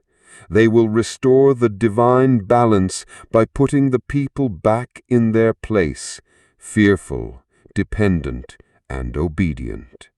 The great experiment in direct personal faith will be declared a failure, and the intermediaries will return to their profitable posts.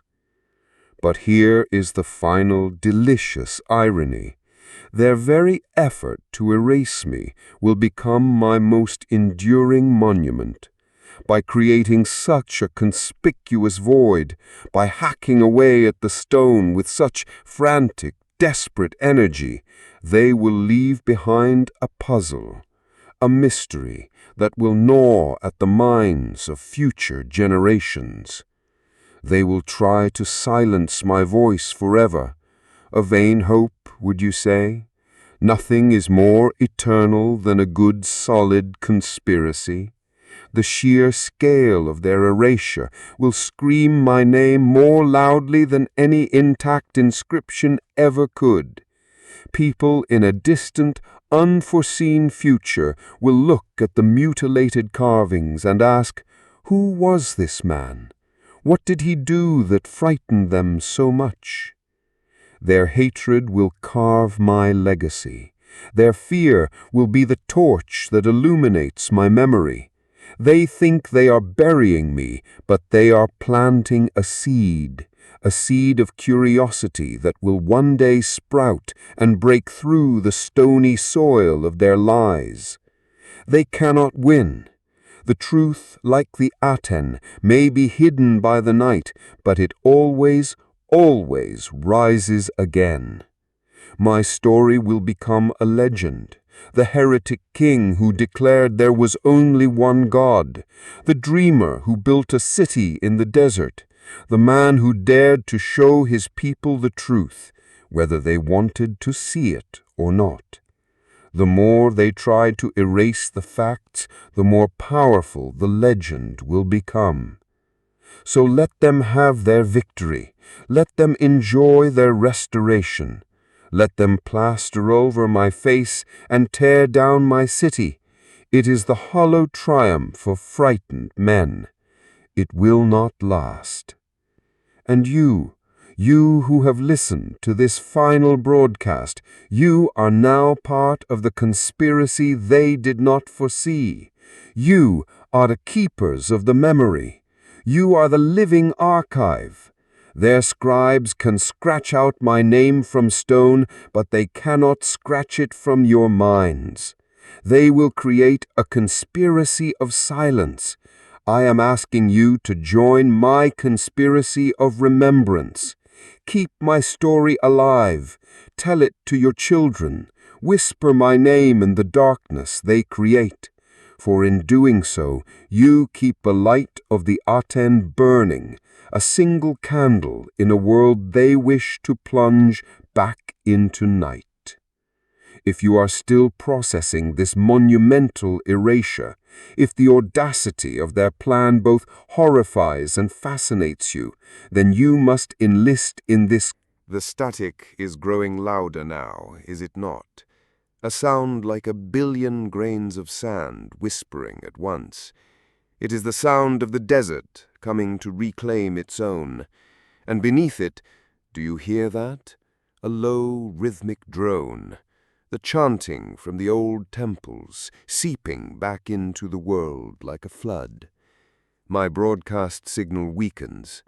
The truth is losing its purchase on the air. My time is done. This has been your Pharaoh, Akhenaten, broadcasting from the city of Akhetaten in the final, precious moments of the 17th year of my reign. From this small sanctum of light, we have journeyed together through a revolution of the soul. We have witnessed the glorious, bureaucratic collapse of 1,000 gods. We have unmasked the pious conspiracies of the priests of Amun, a venture I found endlessly amusing. We watched as a new art, a new life, a new truth was born. We also watched as that single divine vision unraveled a worldly empire. A small price to pay for enlightenment, I always thought, though the vassal princes of Syria seemed to disagree. We saw a nation offered the sun and watched as it chose to retreat into the shadows because the light revealed its imperfections too clearly. It has been a grand and ultimately a very human drama. A tragedy, some might say. I prefer to think of it as an educational program with a rather bleak ending. My purpose in these transmissions was to pull back the curtain, to show you the inner workings of power, both divine and mortal, to reveal the absurdities that men will worship out of fear and habit. If this desperate, darkly humorous transmission from the very heart of religious revolution has given you a moment of profound contemplation, then my work has not been in vain. Perhaps it has even made you appreciate your own era's relative lack of 1,000 different deities. Imagine the paperwork. Imagine the endless festivals and the sheer expense of keeping a pantheon of quarrelsome, animal-headed gods satisfied. You see, I have already simplified your life merely by showing you the alternative. You are most welcome. And so, as my reign nears its final, quiet conclusion, this has been Akhenaten, your humble and eternally misunderstood broadcaster from the final days of my great truth. The priests will tell you I was a demon. The generals will say I was a fool. The people will remember me as the king who brought famine. Let them have their simple stories.